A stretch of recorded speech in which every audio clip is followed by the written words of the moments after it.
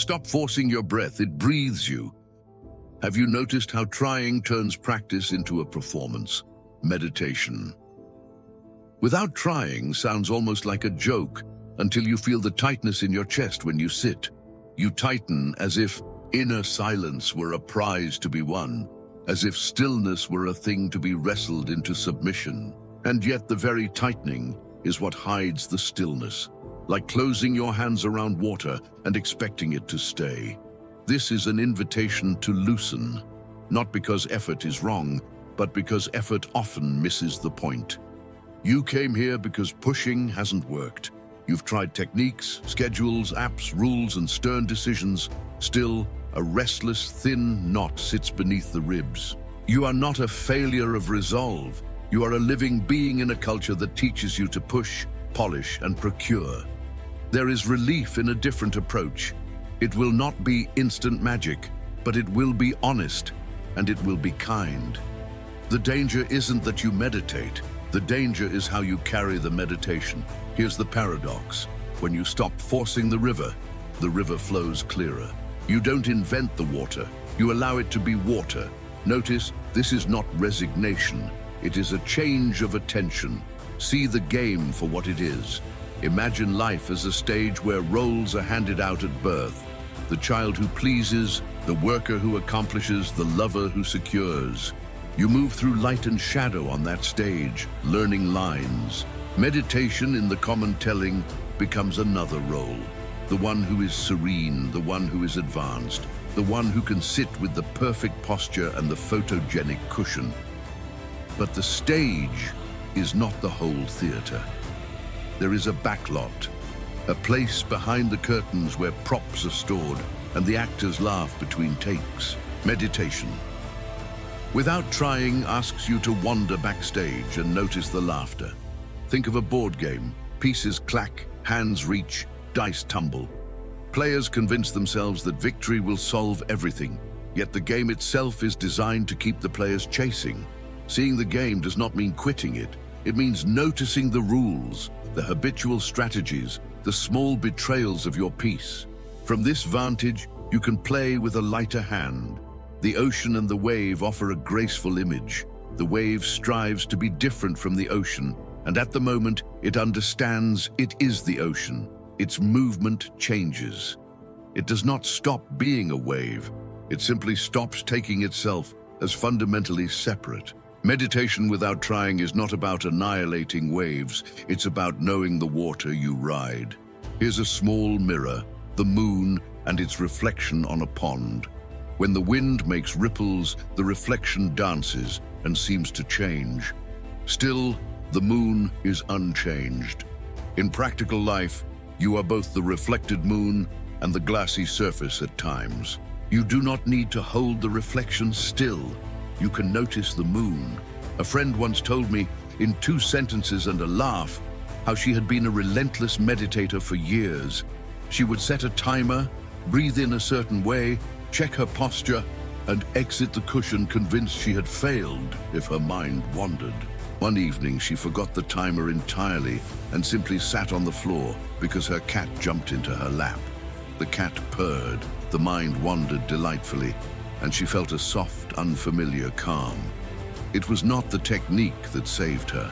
It was an unplanned kindness that loosened her grip. That is the tension. Practice as performance versus practice as presence. We are taught to fix ourselves with instruction, and instruction has its uses. Yet what actually helps is the art of unfixing, removing the belief that inner silence must be engineered, not because structure is bad, but because structure can become armor. You don't stop learning. You learn to let learning be a friend, not a jailer. Now look at what this insistence costs. The illusion that you must achieve quiet right now brings many small losses. You shorten your patience. You flatten curiosity into a checklist. You confuse doing with being. These are gentle erosions, not dramatic collapses, and yet they matter. They hollow the lived warmth of your attention until meditation becomes another obligation on the resume of the self. You chase, you tighten, you tire, You compare, you perform, you pout, you plan, you promise, you postpone. These triads are not moral indictments.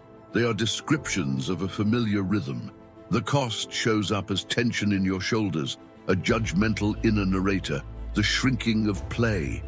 You may find yourself valuing stillness as an achievement rather than a refuge, and that changes the flavor of the refuge. 3 subtle ways this shows up in daily life. You treat moments as evidence. If your mind wandered, you mark the session as bad. If it stayed still, you declare victory. This converts natural fluctuation into a scoreboard. You expect outcomes. Meditation becomes a fast funnel to better sleep, more productivity, or spiritual status. And when those promised outcomes lag, frustration grows. You isolate the practice. You reserve calm for the cushion and then wear competitiveness in the marketplace of presence. This divides life into sacred and profane stages when both are the same river. Each of these is an invitation to curiosity rather than blame. The point is not to abolish striving overnight, but to notice the pattern and respond differently. Here's the crucial turn, the paradox that unlocks the whole thing. Surrender is not giving up. It is stopping the fight with what is already here. Presence is not performance. It is recognition.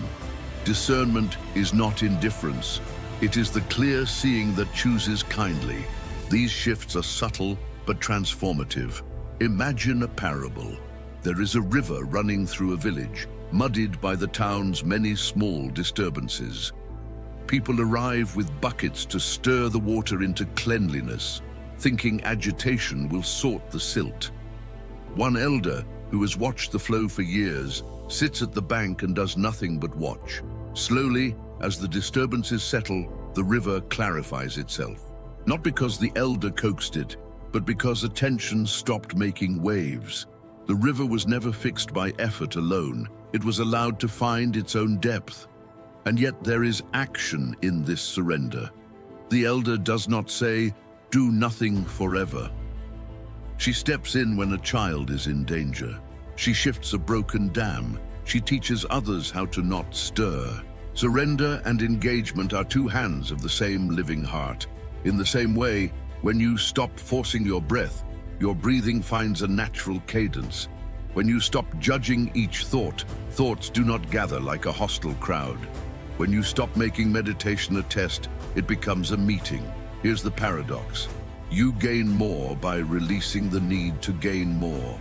Now translate that into light, lived practices that feel human and feasible. Try these as invitations, not chores. First, the practice of noticing without editing. Sit for a short while and simply name what arises. Thinking, feeling, itching, remembering. Do not add a moral layer. Naming is like pulling a small thread to see what it is. It dissolves the urgency without solving anything.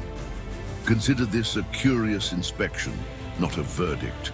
For one day, practice micro-surrender. When you catch yourself trying to control a small outcome, the timing of your breath, the quality of your attention, whether a meditation is good, say softly, "I let this go for now." This is not a lifetime commitment. It is a tiny test to see if the world collapses. It rarely does. And in the space that opens, you might notice relief. Try this. When anxiety rises, ask, "What does this sensation want from me?" You might discover it wants movement, rest, breath, or simply to be seen. Meet it with curiosity rather than strategy. Curiosity is often quieter than correctness, a practical framework that fits with the river image. Pause, feel, allow, act. Pause. Stop the habitual fixation. Take one slow breath and give yourself the permission to pause for a moment. This interrupts the automatic chase. Feel. Let sensation be your teacher. Where is your attention drawn? Name the sensation briefly and feel its edges. This reduces the need to invent solutions. Let the sensation exist without immediate intervention. This is not passive suffering, it is respectful witness. Allowing softens the reflex to fight or fix. Act. Choose a small, kind response if one is needed. A stretch, a drink of water, a phone call, rather than a strategy born of panic. Each step is only 2 or 3 sentences worth of practice in the moment, and each step returns you to the river. Pause at the bank, feel the current, allow it to flow, step in if necessary. The framework is nimble and human. Use it as if it were a pocket tool, not a law. Another simple exercise is the 2-minute arrival. Twice a day, set a gentle timer for 2 minutes. Sit or stand. Sense your feet. Notice your breath. Listen to the sounds around you. If your mind wanders, notice that it has wandered and return without complaint. 2 minutes is mercifully short and astonishingly revealing.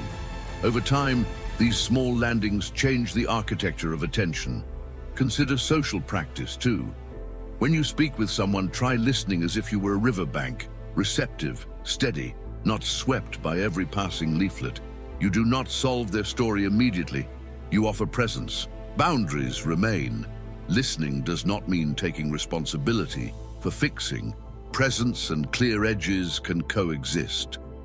When irritation appears with another person, try the micro-sentence. I'm noticing irritation now. Say it silently. Naming decouples the feeling from identity. It gives you space to respond from balance instead of reactivity. Remember that these practices are invitations. Try them for a week, or for an afternoon, or for 5 breaths. There is no moral ledger that advances you. There is only experience that helps you know yourself more kindly. You will encounter obstacles. Old habits are sticky. The cultural language of achievement is loud. Expect to stumble and treat each stumble as information. Do not interpret a lapse as failure. Treat it as a data point. Curiosity about your missteps is the same medicine that unties the knot. There is also the temptation to make this a new badge.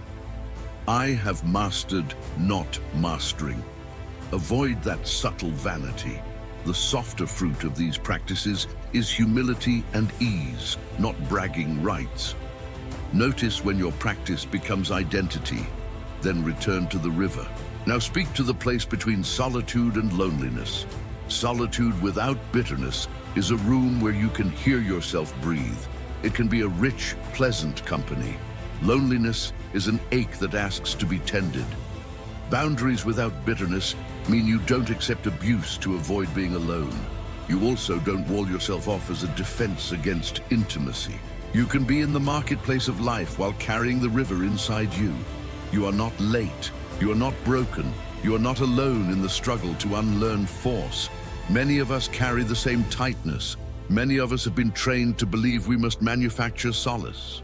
Notice the collective nature of the habit and be gentle with how you unwind it. Circle back to the original image.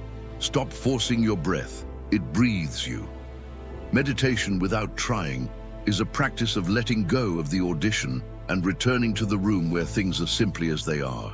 You may sit and find nothing dramatic happen. You may sit and be surprised by a small calm. Either way, the invitation is simple. Come to the riverbank and observe. Let this be enough for today. You may stand up, pour a cup of tea, step outside, or close your eyes again and take one slow breath. You may return to the cushion another day, perhaps with a cat in your lap, perhaps with a timer forgotten. It's all welcome. May your practice be a companionship, not a project. May you discover the strange relief of yielding to what already is, and may the river remember you as you remember the river.